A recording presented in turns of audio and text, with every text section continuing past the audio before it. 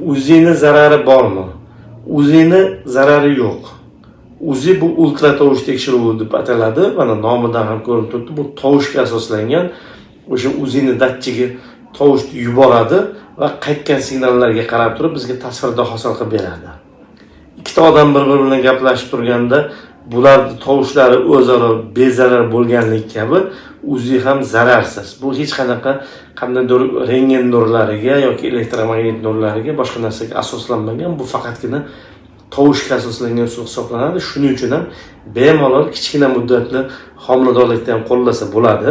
Ko'pchilik biladi, zararli narsalarda kichkina muddatdagi homiladorlikda qo'llanilmaydi. Sababi homilada nuqson chiqarishi mumkin.